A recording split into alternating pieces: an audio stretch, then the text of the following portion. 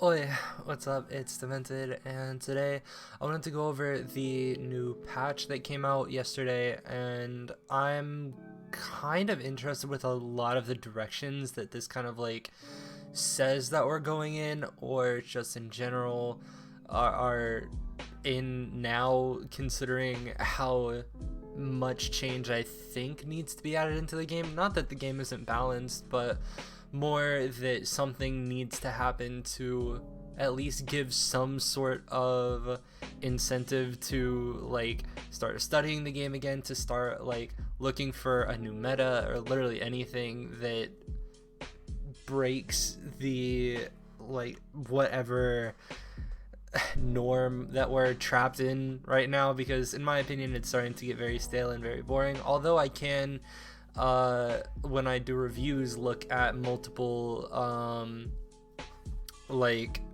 games of people playing multiple different things, I am hoping to get at least some kind of diversity in the future. But without further ado, I want to first start off with talking about BAP, because I've heard quite a bit of mixed comments about this BAP change, especially because I remember I was watching a Vast's stream of yesterday when he was doing the co-stream, and he was talking about how BAP basically, BAP's boots is something that feels very non-oppressive, and when it comes to a movement ability that isn't oppressive, it's kind of weird when you nerf it, especially, and this is something that I would want to bring up, is this, in my eyes, could mess with BAP players. Obviously, it's a lot less of a, what I would compare it to personally would be like the Genji deflect change. When Genji deflect got changed from what I believe was a second to a second and a half. So the timing for it is a little more out there, because there's not a set circle that goes around your crosshair that tells you when it's up or anything. At least I don't think so, but it's a very weird timing thing, and I think with some BAT players it could get some people caught up, but overall, I mean, obviously it doesn't affect much. And something that at least I don't think was in the experimental patch that people are now talking about is the echo change. This does fucking nothing, and I still really want them to change stuff about echo. The most needed thing, I think, is fall off, either for stickies or for the regular try shot or whatever the fuck it's called. But I mean, the way that I see it, I see that echo, it has been in a position for a while that anytime she gets knocked out of the meta, it's pretty much just a matter of time until she resurges, and that's more likely than not only a patch or two away, which obviously, if you, and this is a little weird because they have hero bans and stuff, but if you're going off of Overwatch League, you see teams like Paris, for example, who have Naga, who has a really good echo, who is now becoming amazingly impactful after the first, however many weeks of not really being a huge name or anything, but has now made a name for himself based off echo. And that's where I think that kind of gets tricky, and I think it's very interesting, but I think we're headed in a right direction. I just really want there to be any sort of fall off for her eventually, or something that makes her less oppressive to play against, hopefully. But moving on to Mccree. Now, Mccree, I think, is a really interesting one, because and this is going to be something that I pertained back to, and I have no clue if I just used the word pertain correctly, but I was talking about way back when, and this is something that's gonna seem off topic. I'm gonna loop it back around, I promise. So I made a video about 5v5, highlighting all of the good parts of it, and in that, a lot of people are talking about just make tank fun, but tank the only tanks that are fun are what are called bruisers in other games, which is basically you do a decent amount of damage and have a decent amount of health, not a tank, but you have enough health. And I think what Blizzard has been trying to do with Mccree is they're trying to get people to fit that niche. That's why I believe Doom exists, that's why I believe May exists, and that's why Mccree is starting to kind of be a little bit more of like, and this is what this does, these changes, this makes him more of a as they say here, to use their own words, a close to mid-range quote-unquote role. I see it as a close to mid-range bruiser, because you're now having someone who can do pretty far damage, who has range to him, but has movement abilities, but they're not crazy movement abilities, because they're the most common thing that I've not been super interested in with Mccree, or that I haven't appreciated about Mccree, was Mccree's ability to off angle, and then it was kind of like Hanzo leap in a way, where basically if Hanzo has leap and goes on an off angle, same thing with Mccree, if he has roll, you basically can't do anything, because as soon as you look at them and as soon as you put pressure their way, they just walk away and they use their mobility to get away. Now, I think the Peacekeeper change is going to, overall, of course, it's going to lower his damage output, which I don't exactly know how well that's going to go over. I probably should have spent more time on this patch while it was on experimental, but anyways, moving on to Moira. This, I think, is something that needed to be changed, but this honestly just makes Moira easier, because if you have watched any of my Flex Support VOD reviews, there's very few, but there are some, and when I have VOD reviewed in the past, there's been maps where I talk about Moira and talk about how much easier it is to get value out of her than a lot of people think, and just pick her up and kind of waste all their cooldowns and everything. And I think what this does, because if you remember, and go back and you can watch a bunch of my Flex Support VOD reviews, that the amount of times that I have had to say that a Moira has forced their own cull due to a lack of resources is kind of incredible, because you honestly, on Moira, you want to have constant uptime with heals between your what's called piss and your fucking healing orb.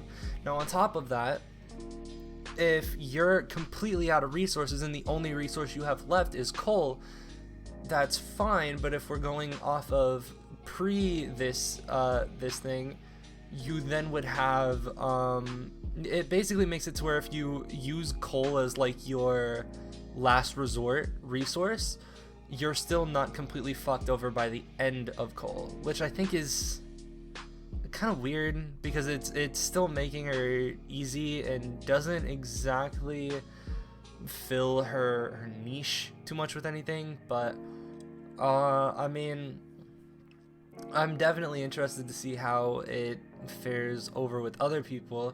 I know a lot of people didn't want to see this go through, but in being realistic, I mean, Moira doesn't get played enough as is, so it's not like this is gonna change anything or make anything different of this, but I digress. Moving on to the most unnecessary fucking change ever. Holy fuck. Okay, so Reaper's lifesteal has been increased to 35%. Why?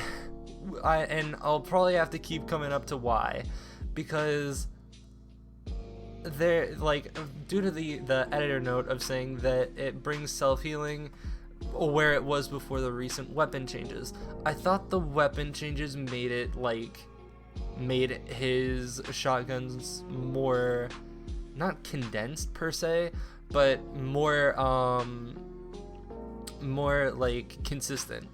So what I'm now confused about, and what I'm now scared about, is something that that I've brought up with Mccree multiple times. I brought up with Mccree maybe 2-3 patches back about power creep, saying Mccree is going to come back in a big fucking way due to the added HP. Now he's getting tuned to that, but now Reaper, I think, is going to falter under the same thing. We've already seen Reaper get some playtime and have some success with it. Obviously, Overwatch League, again, has the hero ban, so it's a little bit different in that instance, but even in normal team play, at least in scrims that I've played in, there have been times where Reaper has been played, and what I am scared about is having another, like, no one likes a meta that is considered oppressive. No one really likes, and I mean, Reaper's another perfect example of that, like, kind of bruiser role of pretty tanky, and especially with this increased lifesteal, I just do not think this is something that was needed. But ultimately, I guess it's gonna come down to time to see if people are really going to find his niche or where he fits best in, and where it completely obliterates other teams. But if no one does, good on everyone else. But moving on to the last one, being Zarya. So I've heard a couple interesting quotes, or a couple interesting takes on this, because I've heard again, and I'll take this from Avast. I remember Avast said something very specifically about her beam damage could have been tweaked to where the minimum was the same, or maybe the minimum damage was a little bit higher, but the maximum damage was lowered, which in my opinion makes sense, because right now, like, it is, when you get snowballed by a Zarya, it is fucking atrocious, because I talk about feeling oppressed when it comes to, like, gameplay wise, when you have people who just run you over, and Zarya is definitely someone who has a very big cause and effect of that, and I don't know where this is going to put her or change her necessarily. I don't think it's going to make her still have like a wet pool noodle or whatever, because I mean, obviously it's still, the damage numbers that were there still are, it just takes a little bit of time to get there. And it's not even like, in my opinion, that 75 damage per second is too far off of 95, because realistically, if you're low charge, you're playing pretty much the same way. It's not like this is a change in playstyle or anything that really like rocks Zarya as a whole. So with that being said, I, now going over all the changes, want to go where I think this, I guess, kind of leaves people, because I think for the most part, if I'm honest, the only thing that I think is a bigger takeaway than anything to take away from this patch in a competitive or casual standpoint is that Reaper, I think, is gonna make a comeback in, if not this patch, the next few patches. It's gonna be really soon that Reaper is gonna have another chance to shine, and it's going to be really bad in my eyes, especially if they give him another buff patch. But I mean, Moira in a casual aspect is going to be easier to get your hands on and to not run out of resources as fast. I think Mccree is going to feel like less oppressive on off angles, but I don't know if this is everything that he needs to fit more of a tankier DPS standard. I feel like there's still something that's missing. I don't know what that is, and I can't think of it off the top of my head, but that's just what I'm I guess coming with off the top of my head. So I mean, again, Echo, I don't think this changes anything, as well as VAP, and as well as Zarya. I don't think this changes their position in casual or competitive play.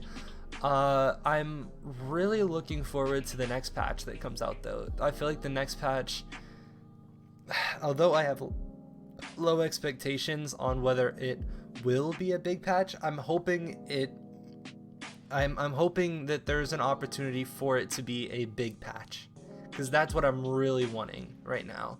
I want something to kind of not entirely rock the balance, but to rock it enough to where it feels a little bit more fresh. And I hope that's understandable, even if it's not like even if like double bubble isn't getting changed, or maybe if we're still playing like rush to an extent, that's fine. But maybe something like the DPS characters that are being played on the at least in the slightest can change, which I think might be where Reaper comes into play. But outside of that, I don't think there's going to be too much different changes. So with that being said, follow me on Twitter. Whenever I upload, I always post there.